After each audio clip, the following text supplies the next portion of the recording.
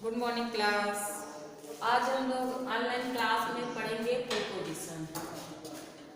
तो सबसे पहले हमें ये पता होना चाहिए कि प्रीपोजिशन क्या होता है। प्रीपोजिशन दो शब्दों से मिलकर बना होता है, प्री प्लस पोजिशन। या हम सिंपल भाषा में ये भी कह सकते हैं कि प्रीपोजिशन सेंटेंस में नाउन प्रोनाउन का संबंध सेंटेंस के अन्य नाउन प्रोनाउन से कराता है। तो इसके बाद हमारी हेडिंग आती है काइंड्स ऑफ प्रीपोजिशन, यानी प्रीपोजिशन के प्रकार।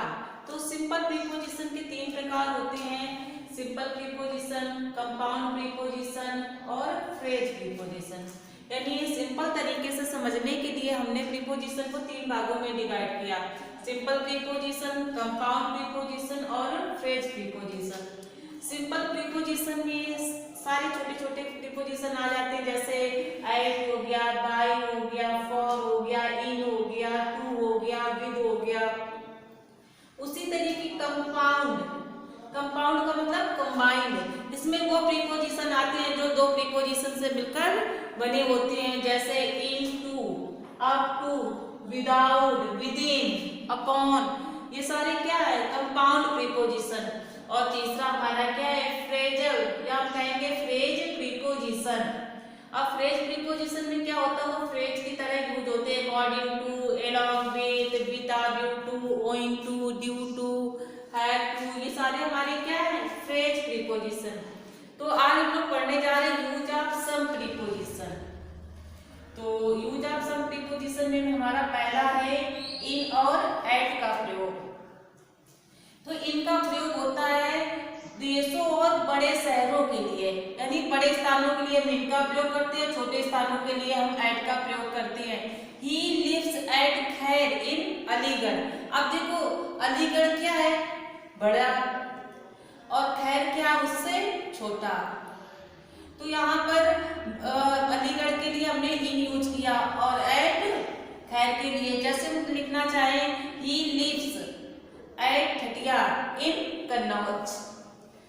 अगला है आन और अपॉन में अंतर। आन का यूज होता है स्थिर वस्तुओं के लिए और अपॉन का यूज होता है गतिशील वस्तुओं के लिए। He sat on a chair, वह चेयर पर बैठा।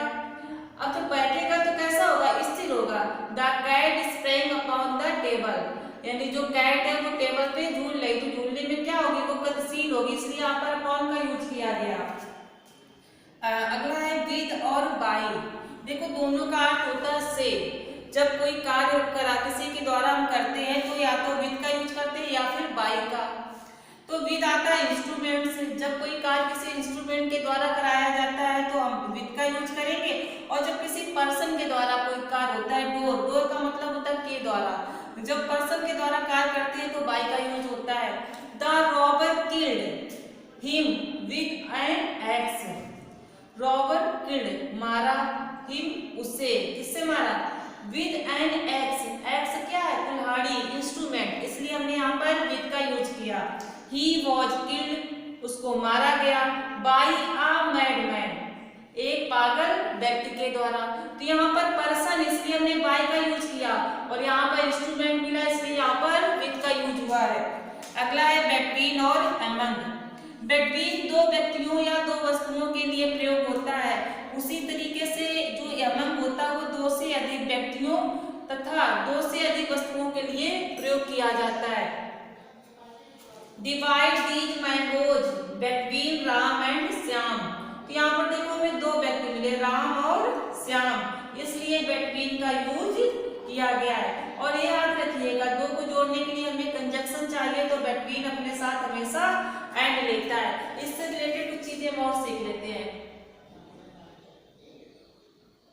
देखो बिटवीन में जब हम दो चीजों को जोड़ते हैं तो उसके लिए हमें कंजक्शन हमेशा एंड का यूज करना चाहिए।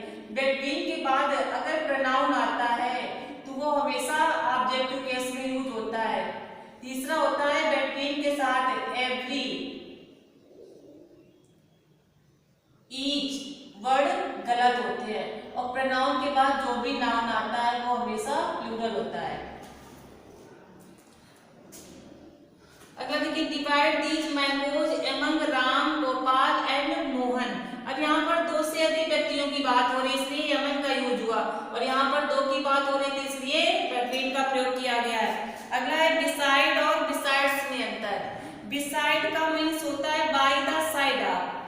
का मतलब अर्थात निकट या पास।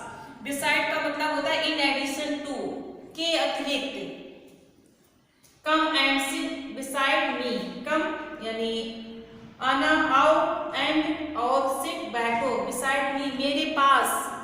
तो यहाँ पर क्या अर्थ निकला, पास या निकट। बिसाइड अ कार यानी एक कार के अतिरिक्त, ही है या स्कूटर, उसके पास एक स्कूटर भी है। तो आज हमने कुछ प्रीपोजिशन को पढ़ा, इसी चैप्टर को आगे कल हम कंटिन्यू करेंगे और इसके आधार पर जो सीट आपको दी जाएगी उसको सॉल्व करके ग्रुप में भेजिएगा। Thank you.